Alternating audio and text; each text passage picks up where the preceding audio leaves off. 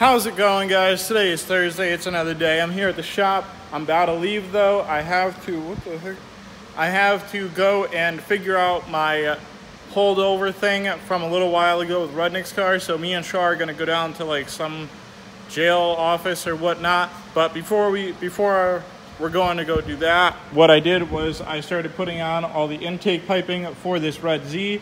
I messed up this coolant hose, but we're gonna order another one and get that on there situated the proper way. I need one more hose clamp and just to figure out what I should do over there, and then that's all set. I'm getting the front bumper on today, the crash bar, putting the rest of the stuff on top of the motor, and this thing is a running, driving car again. I had to bleed the brakes again because it still is acting weird with that, but that's about it for this. So let's go to this office and see what happens. So guys, I'm already back from the little trip that we just took. A little bit more news on it is that they said there's nothing that they could do at the office that we just went to. I have to go to court and I have to show a bunch of proof of stuff. So hopefully it all goes well.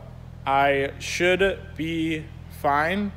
I shouldn't have to do anything. There should just be some random miscommunication between everybody, so it should all be good. But back onto the Red Z.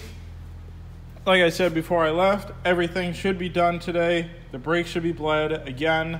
The clutch should be bled again. All the intake piping should be on. We have to end up taking this intake piping back off to put this hose on, but that's not a big deal. It's super simple. And I just need to wire, to plumb up the blow-off valves on either side and go through everything for a last time, make sure everything's in the right spot. Wire in the flex fuel sensor. We are going to be using the mass airflow sensor connector. So what we're going to do is we're going to end up taking that connector off, cutting that one off, splicing in new lines, new wires, and running it to the back there for the flex fuel sensor. Plumb up the wastegates in the back. That's what these two lines are right there, 1 and 2. And just, like I say, keep moving forward on this thing. The bumper will be on, the crash support will be on. This car will be a full car again, running, driving, and moving around under its own power, which is awesome. I like that. And yeah, so let's get to it. Okay guys, so as you can see, the front bumper is back on. When I bring the car back down, I will show you guys the intake part of it. That's all complete. Now, the last thing that I have to do is I have to put on the exhaust because there is no exhaust and it just like dumps. So what we're gonna do is we're gonna take this stock exhaust that came off of this car, take the cats off from the top, and then bolt the middle right there, on to right there, and should line up. Everything should be perfect. Just go from there. So let's go ahead, get this exhaust on, and then hopefully get this car out of here. So here is the top of the motor. Let me put away my grease. The motor is all set. I am charging the battery right now just to make sure that everything runs straight again. As you can see, everything is in. All the clamps and the blow-offs are all in. I have to put the little bolts into that piece right there, but I'll do that when I get back a little bit later. And yeah, the exhaust is on, the intake is in, bumper's on, the air filter nose piece is on. Car looks like a full car again. I got to put in the side blinkers and put the trunk back together. That's about it for this thing, and then it's ready to go to paint. So I'm gonna go home, eat some food, do my usual stuff, and then I'll be back a little bit later, guys. So don't forget to stay tuned for the rest of the video. Okay guys, so a little continuation of yesterday's video. I didn't get enough footage for yesterday, so I am going to film today, which is Friday. What's up? It's the end of the week. Today we are on Rob's car, the R33. It's finally back from paint. Let me turn off this fan because it's probably causing a bunch of noise in the back. the motor is looking great. The car looks good. So now what we have to do is we have to mate them back together and just get everything together. But Dan is doing an awesome job on this motor. He's got the turbos on, the downpipes, the heat shields, the power steering, the AC, the water pump, the whole intake system is back on, the HKS fuel rail, brand new freshly powder coated valve covers. This thing is just absolutely awesome. But what I am doing is I am doing the reinstallation of some of the parts that can go on before the motor goes in. I put in the brake booster today, the clutch booster, the ABS module. By the end of the day, there will be an AC condenser, AC fan, the hood latch will be back on, and just some other little odds and end things. I have to confirm with Roberto again on what I'm going to be doing, but that is what's going to be going on with this thing. This whole car was basically on this shelf, that shelf, and over there. And then his assorted parts on boxes, in boxes on the shelves and in places here. But he also has these super rare Nismo wheels. And these he got from Japan, found them on the website and got them. He actually has 2 sets of them, which is actually really cool. But that's what I am doing today, guys.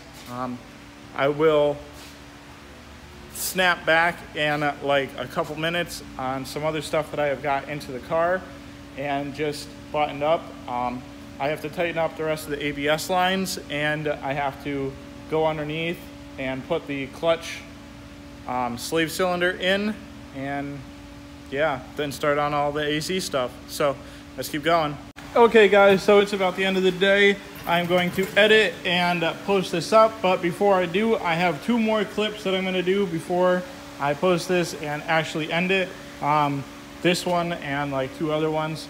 So what I have gotten on the car today is I got the condenser for the AC fan, the intercooler, big like bracket in the front. The brake booster is in, the clutch booster is in, the extra little brake booster helper is in, that is in there. The ABS module is all in, the clutch, like the clutch block, if you want to call it, that's that thing that's right there. I have to actually bolt that up, so that is going to be one of the clips that I do. I have to bolt that up, put the clutch master on right there, and this thing will be all set for me today. I'm actually going to stop working on that.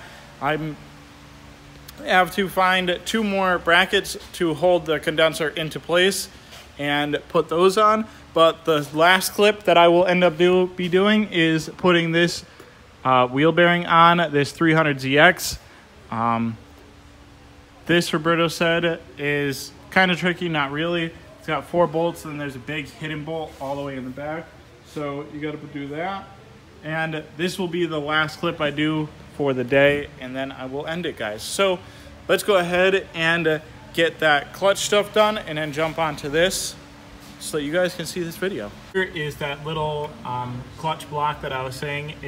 I'm going to call it a block because it's like 2 squares where brake fluid go in, and it kind of just bolts to the frame right there. So that's why I'm calling it a block. It's definitely not called that. It's called something else. But yeah, this is all set. The line comes down from up there, goes down, goes back here, and is bolted up now. I did not end up actually putting on the clutch sleeve cylinder because we actually have a new one that Rob has, so we're gonna have doing that later. So yeah, but let's jump on to the Z. Okay guys, so like I said, I had a couple more clips. This is the last clip. The wheel bearing is held on by 4 bolts and then 1 huge nut. Where is it? The huge nut is right here. 4 bolts right there. I ended up taking out the axle just to get this thing off just a little bit easier, but you don't have to do that. It all depends on how you really want to do it, and if your axle just slides in and out very easily, you don't have to do that. But that's about it, guys. This is all done. Not really. Roberto's over next door trying to figure out how we can get the actual hub part off of the bearing and then put back on, because we don't have the proper press tool to do it. So he's over there doing that. But that's about it, guys. Just gonna see how the rest of the weekend goes. I'm gonna go help my friend do his transmission tomorrow. And yeah, just hanging out, doing some stuff.